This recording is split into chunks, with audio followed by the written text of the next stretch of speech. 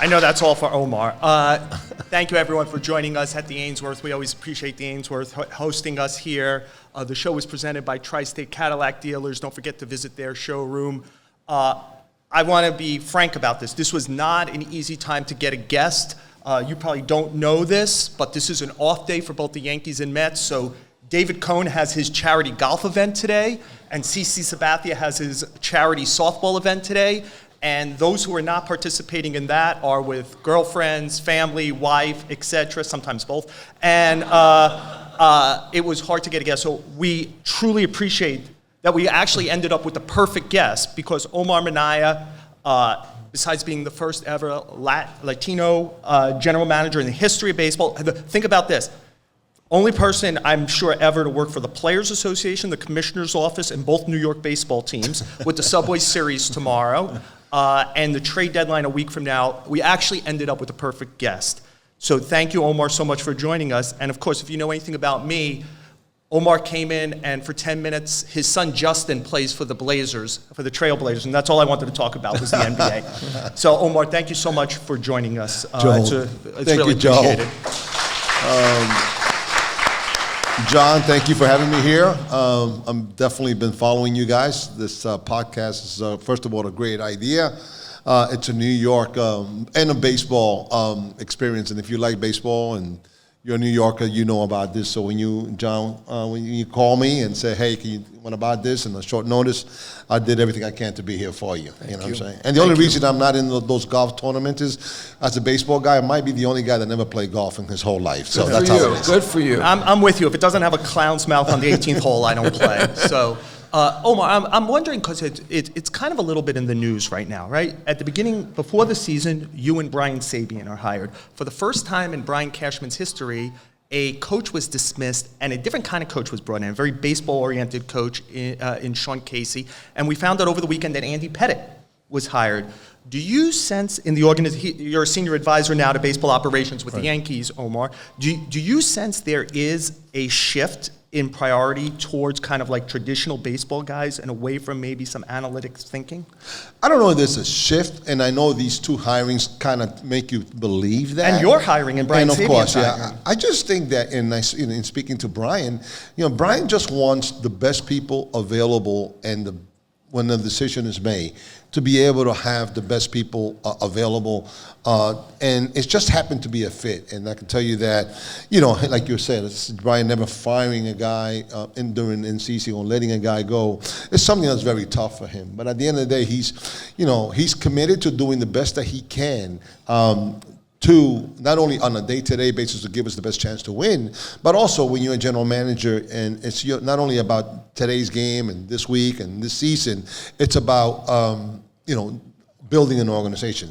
In our case, I felt in my conversation with Brian, and he brought Sabian and I just to be that senior guys. Between Brian and myself, I think we have close to 70 or 80 years of baseball together. We kind of came in together, me and Sage. We're both the general manager. So we can give that experienced sounding board. I'd like to think that whether it's with the Yankees or I think in baseball, I think the word that's going to be probably you hope to hear more is giving it balance. Being able to give it balance, and hiring people that you can kind of, so when decisions are making, one thing about Brian is very thorough, and when the decision is made, he wants to have a lot of input, from everybody. He's great at that. So I think that's what you're seeing. Omar, you're from Corona, Queens. You're a longtime Met. You'll always be remembered as a Met, certainly a general manager for 7 years. But let's dive into the Yankees. I don't want to put you on the spot and ask you about the Mets. That wouldn't be fair. What's going on with the Yankees? Obviously, it's trending a little better lately, but this is not the season that I think the Yankee fans expected. You guys still feel pretty good. It seems to me like you're in limbo right now between buyer and seller. It'd be hard to really go in strong either way. We ultimately expect you always to be a buyer. The team has made the playoffs, as Joe reminded me, 21 out of 25 years with Brian Cashman. Where do you think you stand now? Will you be a buyer? You're just hoping to be a buyer? Is this team good enough to win? Well, first of all, like you said, we didn't, when the team was built, when you go out and get Rondon, when you go out and get the players that, and then just based upon what happened last year, you expect to be, you hope to be in a better position than we are. But that being said, it feels good to sweep a team, because coming off a bad road trip where we lost in, I believe, in Anaheim, and also we lost in Colorado, coming off the break in Colorado, that's kind of tough. But here we are, we were able to get a sweep at home. We're real in the thick of a pennant, in a pennant race. Yes, I think when you look at the team and where we are and where we, what's happening, you cannot discount the injuries. Just look at the injuries that we've sustained this year. Listen, when Ohtani's a great player, Judge, when you have a guy like Judge go down, that impacts the whole offense. And I think he's such a game changer, not only as a player, but just his presence in the lineup makes others better. So I think that's a part of it. But that being said, when you look at it, we've really gotten a lot of great help. Our scouting department have done a great job when you look at the Bowers of the world, the McKinneys of the world. So, and Booney finds a way to, patch it all together offensively, and we look at our bullpen. It's a great bullpen. It's done a great job. But health, and I'm very, very, I feel very good when you got Rondon. You're going to have Nestor hopefully back going into the second half of the season. Where we are right now, positions, I think we're going to continue to get better. That's how I feel about it. Omar, we live in a world where I could walk into the Ainsworth and somebody with a mouthful of chicken wings can say, "What do you think? Do you think they should fire Brian Cashman?" This is the world we live in now, right? Like, they don't introduce themselves. That's what it is. John pointed out, like most people whose teams have been to the playoffs in 21 to 25 years, they're starting to get a plaque ready in Cooperstown, and I suspect he might get one ultimately. These Yankee fans, they could be Seattle Mariner fans and make the playoffs once every 20 years like clockwork. What do you competed against him as a general manager? Yes, I have. In two different places, and notably in this town, and you work for him now. Can you make a mission statement on why he's good and deserves to keep his job? Oh my God, he's not good. He's great. And I say this, listen, Brian is a friend, and I competed against him. First of all, if we are living in the world of data and analytics and looking at the numbers, just look at the numbers. Just look at the victories. Just look at the playoffs. If you believe in that, then that's historic. And I say this historic to do it in New York. And we're New Yorkers. You're right. I'm a Queens guy. And the thing I love about New York fans is that they come up to you and they'll tell you what they think. And I have no problem. You grew up in New York. It's just part of the fabric. I think Brian, when you look at the track record of what he's done in New York, I was just talking to Coach Calipari in Kentucky about certain guys. When you just look at other sports, executives, to be able to do this job for 20 plus years, to be able to do this job in New York, to have a winning record, to have the expectations. I've had him in Queens. And believe me, it's, all I can say is that, Brian, now what makes him special, and then you guys deal with him, because I think the media component of this job, the honesty component of this job in this town, Joel, you're there you've been there. John, you're there, and we have great media reporters, and baseball is our sport, and everybody lives it and breathes it. Brian has been very consistent. If he tells you something, he's consistent. He's like all of us, He's also, he will tell you if he messed up, he'll tell you, hey, I messed up. And I think that's what makes him special, but that carries over not only with the media, but it carries over with the staff. And now he's been my friend, he's been my competitor. Now I'm working with him, and being with him for 6 months, I'm able to see internally why he's doing this, why he's been doing it for so long, and how he comes to a decision. Here we are getting ready for the trading deadline, watching the process, and the best way I can describe it is he's just a great executive. Let me just follow up a little bit. I'll play a little bit of devil's advocate here. And Joel and I have been accused of being big defenders of Brian Cashman over the years, and we get emails, why are you so supportive of him?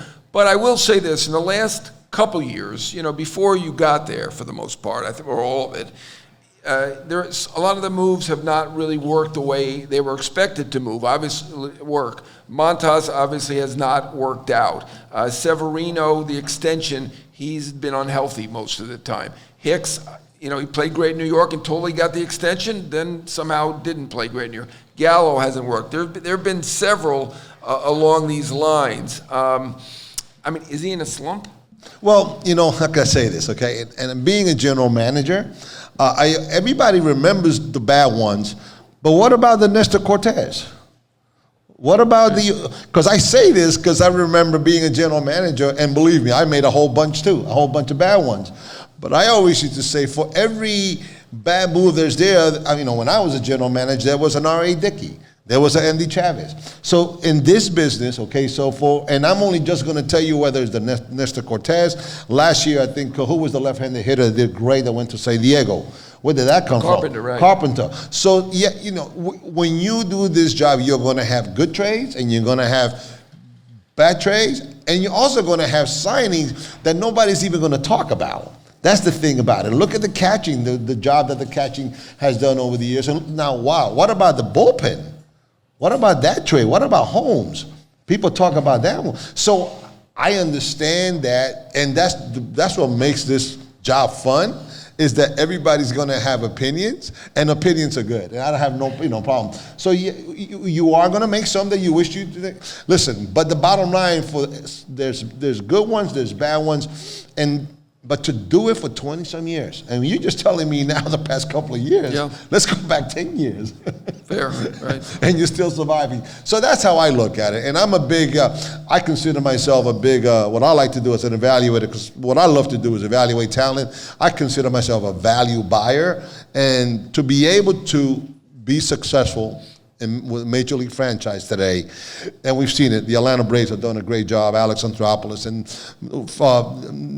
Freeman with the Dodgers. It's not only about one player. It's about the whole. It's about the draft. And you got to have, and those guys that, what I call value buyers, is those guys that, you bought, that you were able to trade at a low cost. And listen, I think the Tampa Bay Devil Rays do a great job. Now, in this market, people look really more at the big trade, the big free agent, but sometimes they don't look at under the little guys, the ones that, to me, are great baseball moves. Yeah, it's one of the things I think because of the preponderance of cable, talk, the social media, etc. Everyone fires everybody, but nobody ever tells me who's getting hired. They're just going to go to the general manager store and hire someone better. I'm always confused by who you think is going to be better than this guy. Omar, John pointed out, as of 15 minutes ago, the deadline 1 week from today at 6 o'clock. So you got a week, and we're wasting your time here. What do you guys have to accomplish over the next week? What do you got to get so that you're in the playoffs again? Well, first of all, I'd like to see us continue to, as we're getting into the Subway Series here, we just have to continue to win. We have to see, I think we're 2 games out. We have a lot of baseball left. Do you think it's sensitive, Omar? You think if you lose a couple of games this week, you could go a different way? You think you could sell? No, I don't. I just don't know that. I think we're close enough that I'm not. Listen, there's a lot of baseball left. 5, 6, 7 days mean a lot. Losing streaks mean a lot. A lot of times, it's not only how many games you're behind, it's what's the feeling and the vibes that you're getting in your team. So some teams may be behind, but and listen, let's remember World Series. The Philadelphia Phillies last year went to the World Series. So I think a lot of it is the vibe that you're getting in your clubhouse, the vibe that you're getting whether you're winning and you're losing, injuries and all that. I think we're in a good position right now to find ways to get better. Now, if we get Cortez, that's an add-on. That's like kind of making a trade. Well, we are going to get Cortez back. So adding those kind of guys, Lloyd Saiga, I believe, I can't pronounce his name well, that's a bullpen piece. So we are getting internal pieces back. But I will tell you, you're right, we are working, we are looking at ways, how can we improve? What can we do to make, to improve our team? I think, we always try to, listen, I believe big in pitching, you never have enough pitching, but I also believe offense matters, and I sometimes believe your offense makes your pitching better. I thought the biggest strengths of this team, obviously Judge, And the other big strength would be the 1-2 punch of Cole and Rodon. Now, Cole has been great. He may win the Cy Young. What is going on with Rodon? He didn't pitch for the first half of the year, and he has not been good so far. Do you still have faith that he's going to be that number 1 type pitcher or number 2 type pitcher at the worst? I think so. I think he's definitely, if you look at his track record, you look at his stuff, he's definitely that frontline starter that we signed. And listen, when guys come off an injury, the first half he wasn't there. But I see his stuff. His stuff is very quality. When you got that quality stuff, you're going to, you look around frontline starters right now, whether other teams have guys are going to get hot and cold, and guys that come back from injuries may not pitch to the level that they're, right away, but I think he's going to be fine, and I think he's going to have a great second half. You like the Subway Series, and do you like it this week, or do you think it adds another level of pressure in trade deadline week that these two teams are playing each other? I don't know if it adds a level of pressure during trade line week.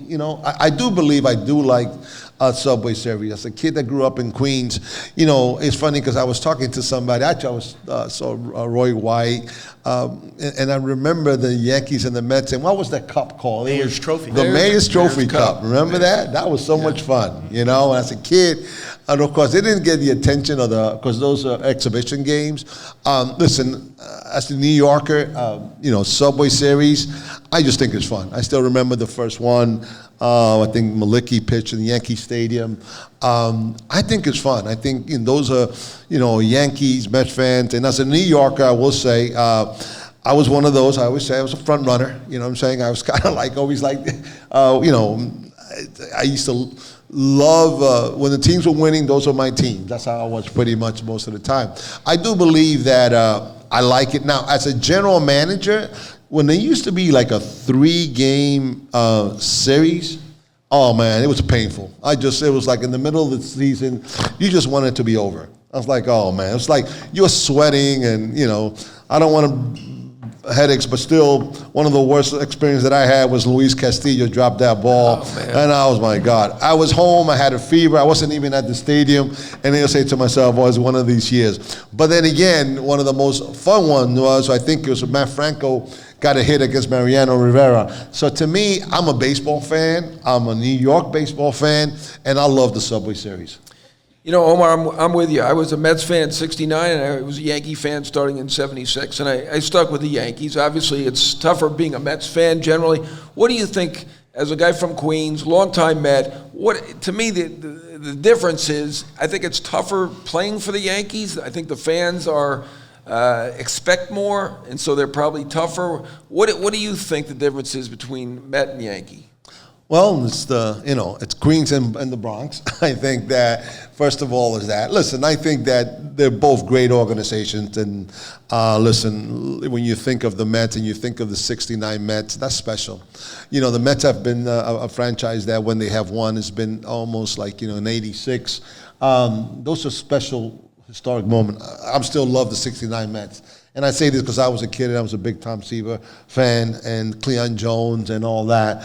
And then, of course, I still remember the Yankees. I don't remember the Yankees pre-7, and I say this, my first time to Yankee Stadium was when the old stadium, believe it or not, and I got to see, they used to have Bat Days, I think it was, and Horace Clark and Kinney and those guys. But listen, I think they both have their own special ways as far as, the history of the Mets fan comes from the Brooklyn Dodgers and the Giants because they were National League.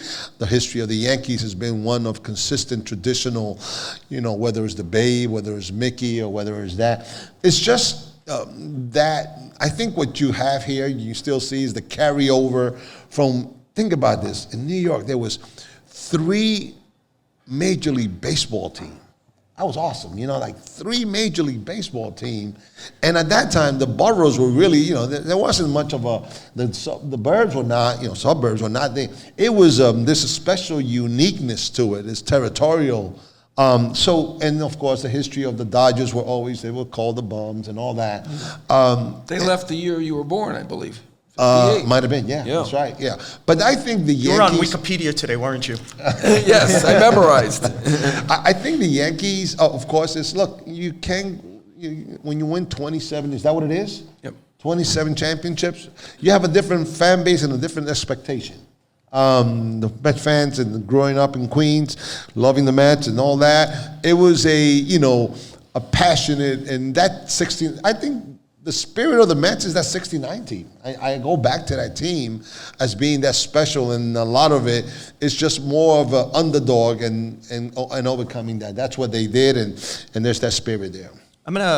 If people have questions, I think you have some paper out there. I'm going to work in a question because I actually think it's a good question, especially at this time of year. Bill from Washington Heights, if you're here, he says, what is your job description? What do you hope to bring to the Yankees?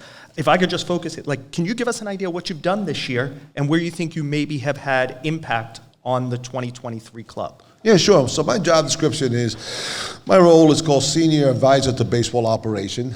So you understand a major league organization has a business department and has a baseball operation department. So my role is one that within baseball operations, so there's a senior guy that runs baseball operation, that is Brian Cashman. I, myself, and Brian Sabian are kind of those senior guys. The reason we're senior is because we've been in the game for close to plus 30 or 40 years. So we're kind of, now within Brian's position, there are department heads. There are what you want to call middle managers. So there's a scouting department, amateur department, international department, player development department, data and analytics department, the manager and coaches. And then there's, so you have all these different department heads that at some point in time, myself and Brian, we have had conversation with that. Now, what I've done in the past 6 months is, first being new to the Yankees, is kind of getting to know them, going to spring training, understanding the organization. It takes you a while, but just to find out what is the organization philosophy. What do we believe in? What do we believe in scouting? Do we believe in recruiting players that are tall? Do we believe in recruiting players that are small? Do we believe from a player development standpoint? Are we going to talk about? Are we going to believe in stretching our starters? Are we going to talk about fastball command, or we're going to talk about secondary pitches, curveball? This is all within the development department. Data department, which I think we have a great data department, and a lot of times I think our data department gets a real bad, I'm saying this because I love working with the people that we have in data. We have some real smart young people that are very smart. They have passion for baseball. They work hard. Brian's assistant is Michael Fishman, and Michael is outstanding. And I know that, a lot of times you hear people talking, I don't like when people say this data department, or people say bad about analytics. That's wrong, because you have a lot of real good people. And let me tell you what, to be a real good organization, we all have to work together. And my goal is, a lot of times, Joel and John, you know me, is to try to bring people together, to say, okay, let's have a discourse, let's disagree. I was fortunate enough when I was broken in, the people that hired me and broke me in, I was a young guy, and they allow me to have an opinion. And so what I do is, and then you have the medical department, and then you have the manager, and then the coaches. So it's a great, fun job. It's pretty much what I was doing with the Mets before. So I was general manager, and then when I came back in 2018 from the Players Association, it was that role. It was more of a senior guy to bring people together, because one thing that happens in baseball a lot, when there's a lot of opinion, it's hard to bring people together. And the only way you're going to, and this is where Brian is a difference maker. He has the ability to bring people together, and he trusts me in our relationship to be an extension of him. So that's what I do on a regular basis. That's what I've been doing. We just had our draft. We'll see our minor league. And a lot of times say, hey, are we really good or we're not? And sometimes somebody coming from outside can give a different perspective. And that's what I try. That's my job. Are you really good in the minor leagues? Am I good? No. You said you went through the minor leagues. Do the Yankees have good minor leagues, or are they good at hyping it up and being sources to Baseball America and hyping their guys? Let's talk after the minor league season. Because I haven't seen all the teams yet. Okay. You know, Joel mentioned your resume, which is incredible, really. I mean, the first Hispanic general manager in 2 places. You certainly won a lot of games with the Mets as general manager, but you've filled almost every role in baseball. But, you know, it was an interesting rise. And obviously, everybody here can see what a fantastic personality Omar has. And I think people who follow the game know that you are one of the best talent evaluators over the last 25 years. I think you brought Sosa, Juan Gonzalez, Pudge Rodriguez, and 50 more guys to Texas. And that is really what helped you become a general manager. But this day and age, about half the general managers went to an Ivy League school or close. Mm-hmm. You were a ball player. Mm-hmm. You were drafted. You became a ball player right away. You didn't go to college. And then you rose to become a GM. Can that happen today? And tell us a little bit about how you got your start. How did you get a job in baseball and were able to rise to general manager? Yeah, I was fortunate. So I was playing in the minor leagues with Oakland, Seattle, went to Europe, I played in Italy. It was one of the best experiences of my life. It was a kid from Queens and in Tuscany, Italy, overlooking the Mediterranean, waking up in the morning and seeing Isla Elba.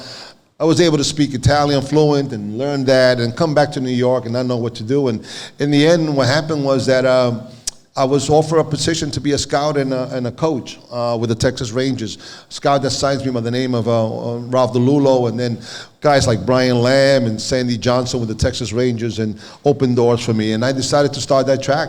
First job they offered me as a scout was $3,500, and I was the happiest guy in the world. I said, okay, let's go, let's do it. The bottom line, I worked my way through and all that. And then, of course, ended up being, from all the bottom to the top to be a general manager, and then of course being a general manager of Montreal, and then being a general manager. Wow, I mean, Shea Stadium is like 114th Street, you call it, 111th Street, 114th Street.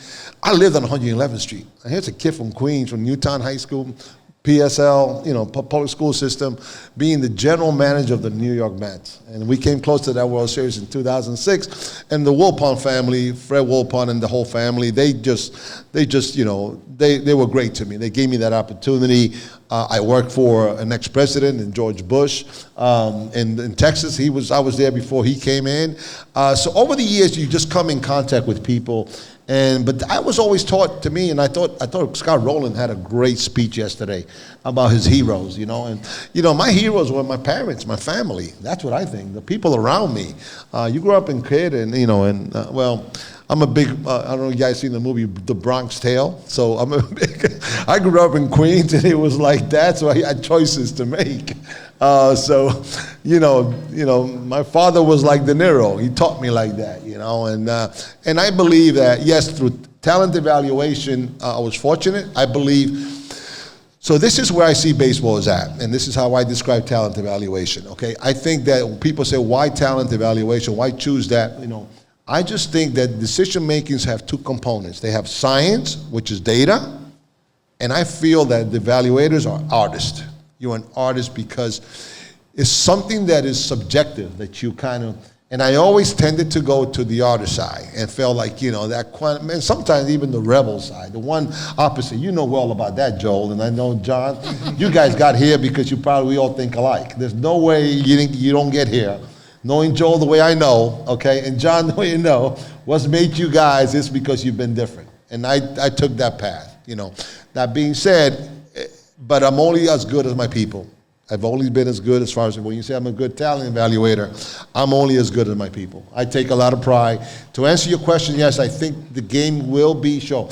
I'm very proud to see a Dana Brown become a general manager. Dana Brown was a kid that I hired with the Montreal Expos. So I hired 3 kids in Montreal Expos as the general managers today. 3. So Alex Anthopoulos was probably one of the best baseball men in the game. I'll hire him in the parking lot.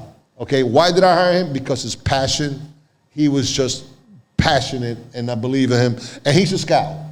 Perry Manassian, another guy who's a general manager So I think a lot of it is, but when you bring those young people in, they make you better. I'm a big believer. David Stearns with the Mets. First opportunity. It's a kid like David Stearns was a local kid, a kid from the East Side, to be able to bring him in and give him opportunity. But I always believe that you're only as good as the people around you. And that's been part of my success. I have a feeling the next time you play a Subway Series next year, David Stearns might be part of it. This is trade deadline week. I'm wondering if you could tell us the one trade in your time as an executive, either as a GM or assistant GM, that you were like, it was going to get done and you loved it and it didn't get done. Oh, wow. You got one that, it feels like when you were GM, it feels like you almost got Manny Ramirez like a half dozen times, And you right? said that, yeah, you're right about that. You're so right about that. There was a couple of times we thought we were going to get Manny Ramirez. It was going to happen in the winter meeting. It wasn't trading deadline, but during the trading deadline, I was always in on Manny Ramirez. You know, I just loved the offensive bat. We never were able to get to it, but it was constantly, and I just don't remember a specific one but I always wanted Manny. I thought Manny was a great hitter. Don't get me wrong, one thing that I think I always wanted when I was a general manager is I had the attitude, and especially here in New York, hey man, let's go for it. You know, one thing, and also is never was afraid to give up prospects because I always felt so confident in myself and my staff that we were going to be able to replace them. You know, I always felt confident that we can do that. So if it was, now understanding this day and age, back then you could trade prospects and it was like nobody talked much about it. You guys now you trade a prospect like you trade a Babe Ruth. Like, hey, relax, you know. I was told that prospects become suspects real quick sometimes. So to me, Manny was one that I was always there. I mean, but the one trade that I thought that kind of, you guys can think about it, it was in, I believe, 2006 when we traded for Oliver Perez. That Oliver Perez helped us get there. But Dwayne Sanchez was huge to our bullpen. And that one I remember, that trading deadline, it helped us, there's no doubt. We went to but that was one that stays in the back of my mind that I was like, okay, difference maker. Yeah, talk about go for it. In your tenure, you brought in Beltran, Pedro, Johan, and then, you brought in all those young guys, the young pitchers that helped the Mets get, after you were gone, the 2015 World Series, Harvey, DeGrom, Syndergaard. How do you look back on your whole tenure? 2006, you were so close. We all remember, Beltran, it was great for the Mets taking that pitch. 2007, you were 7 games up with 17 to go. Yep. Didn't get there. How did you deal with that, and how do you remember the whole time? I mean, you won a lot of games. You know what? I understanding that I was the assistant GM before I came here. So I was assistant GM for the Subway Series. I was assistant GM for Steve Phillips and worked with Bobby. So I was able to be part of that run that we had. And then you go to Montreal, and it's a great baseball city. And then you come back to New York, and you're the one running the show. And then you finish when you take the team is in last place, and you go from 2004 to 2005 where you're in contention. You guys remember the famous word, meaningful games in September. Yeah. Famous Mets word. Yeah. So we have meaningful games in September. So I see that run as far as when I was GM. First of all, it was, I thought that, and for me it was, so first of all, it's like, it was a team that I felt the Mets fan would generate it, because really for the first time we really were able to go chase free agents. When you go get Pedro, when you go get Beltran, so we get back to the Mets fan like giving them hope. It was expectation. We still have, and we fulfill those expectations. We fulfill not all of the expectation, but when you look at the attendance, first of all, the attendance went from, I believe, it increased to 4 million fans a year. It went from 3.5 to 3.7. It was, so from a business standpoint, we launched, so you guys know, one of the reasons we were able to get those, I was able to convince the ownership that, hey, look, we have SNY coming in 2006. I said, hey, look, we have SNY coming. Let's go after these stars for the network, because it will launch the network. So the other part that I feel good about. So I'm a baseball guy, but I still love also the marketing component and the business side of the game. So even here with the Yankees, I love just bridging the business department and the baseball department. And a lot of times, baseball organizations, the business department is here, and the baseball operation is here, and they don't talk to each other. And that was a bridge of the business department. And when the business department was, two things happened. Okay, we grew in attendance. The network went through the roof when it started going.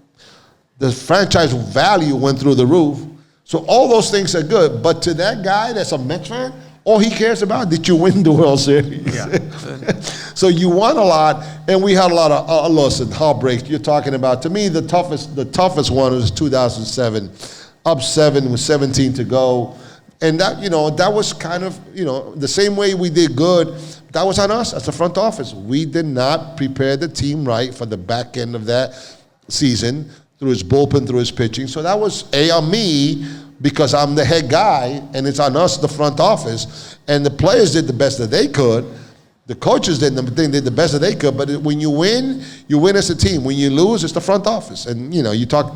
That's how I always looked at it. And when you say the front office, you go to the number one guy, that general manager's chair. So you own it.